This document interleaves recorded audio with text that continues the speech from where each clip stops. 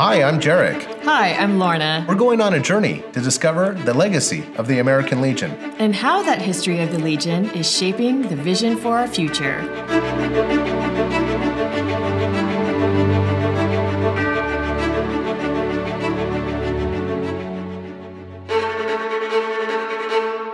Lorna, this is Jarek. Come in, over.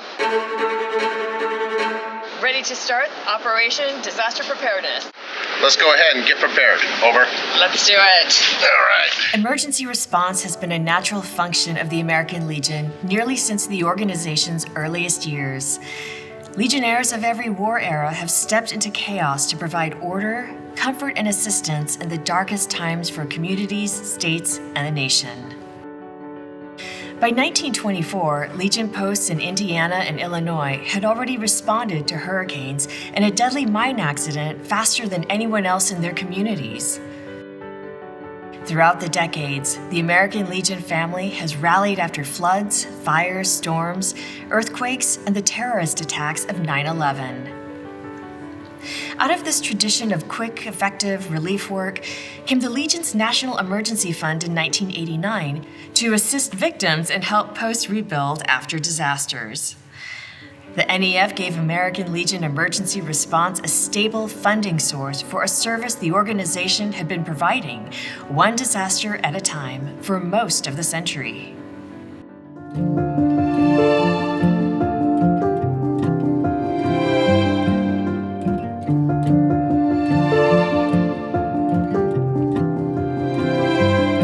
The American Legion raised over $250,000 in cash to support Red Cross relief efforts after massive floods on the Ohio and Mississippi rivers in the winter of 1937. Also, during the flood of '37, Legionnaires from Jamestown, New York, sent a mobile radio unit to the devastated area to provide emergency communications, a service the organization continues to offer today through its National Ham Radio Club.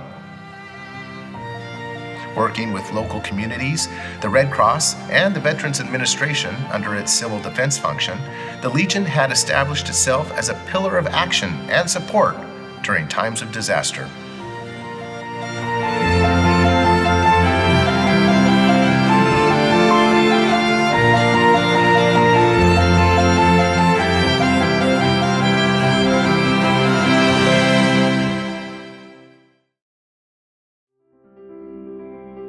In February 1941, American Legion National Commander Milo J. Warner of Ohio flew to England to study civilian wartime defense during Germany's bombing raids.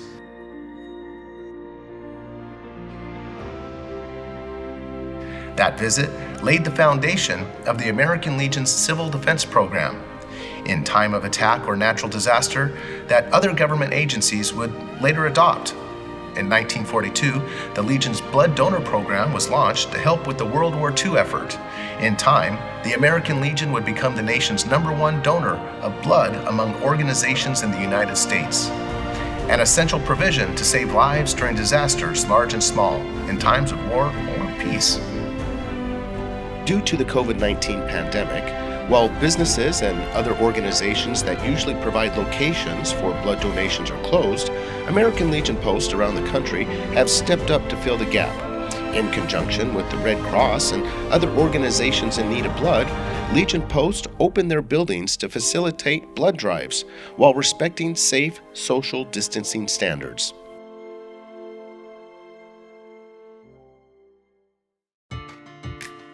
The American Legion continued to serve communities in hundreds of ways after catastrophes. On August 17, 1969, Hurricane Camille slammed into the Gulf Coast, killing 259 people, destroying communities and causing nearly $1.5 billion in damages. Dozens of American Legion posts were obliterated. The disaster led the American Legion to start a relief fund to provide $1,500 in cash for displaced veterans and grants of up to $5,000 for damaged posts. The concept behind the relief fund was summoned 20 years later when Hurricane Hugo howled into the U.S. Southeast and Caribbean on September 9, 1989, and a Northern California earthquake hit 5 weeks later on the eve of the Legion's National Executive Committee meetings.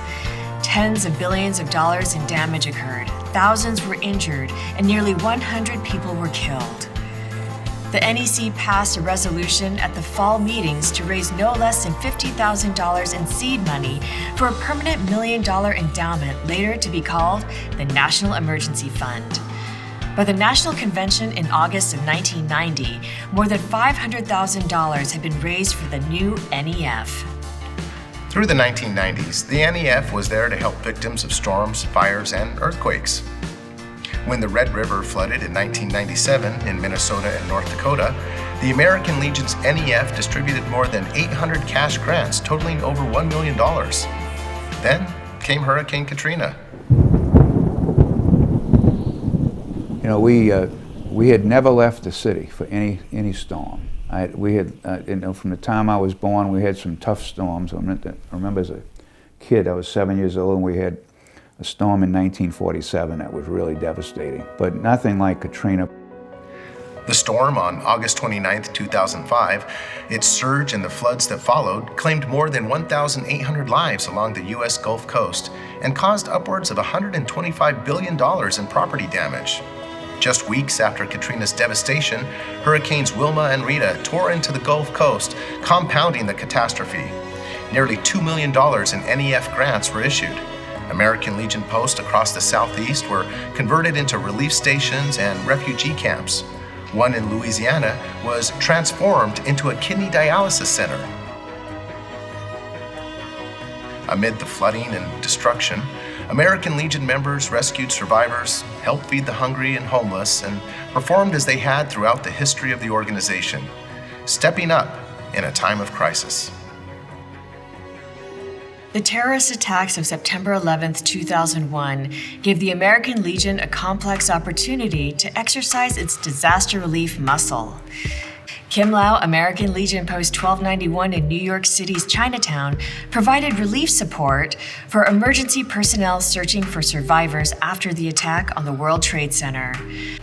And when one New York City Police Department officer and military veteran, who had only recently become acquainted with the American Legion, received a call while he was searching for survivors at Ground Zero, he learned what the organization does in the darkest of times.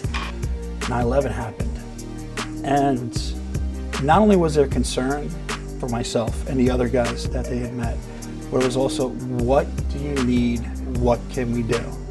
It must have been like two and a half hours later, we get a call. Sean, there's a truck at the gate looking for you, and found out that it was from one of the members of that American Legion post. And he had them, I don't know how he got it, but there was boxes upon boxes of respirators, and not only the cheap little ones, but I mean the really nice ones. Really nice respirators, and tons of gloves, work gloves. Anything from your regular garden glove to the real high-end work gloves, all leather. And it said, from your brothers and sisters, the American Legion post. What I saw from this post, from the guys in this post, was what I've come to find out is the norm of the Legion, not the exception. That's the norm of the Legion. Over the years, the American Legion's disaster response mission has distinguished itself in some of the nation's most terrible times. Since the National Emergency Fund's formal establishment in 1989, it has distributed more than $10 million in direct cash assistance to veterans, Legion posts, and communities. The American Legion's disaster preparedness program today includes an amateur radio club of more than 3,000 ham operators equipped to provide emergency communications whenever called upon. The American Legion Amateur Radio Club is now one of the largest in the nation, having only been formally established since May of 2011. Floods, fires, tornadoes, earthquakes, and attacks have assumed many names and have occurred in many places. Throughout these crises, the American Legion has been a rock of stability, hope, and better times ahead, applying skills learned in the military, compassion, and teamwork to help communities recover.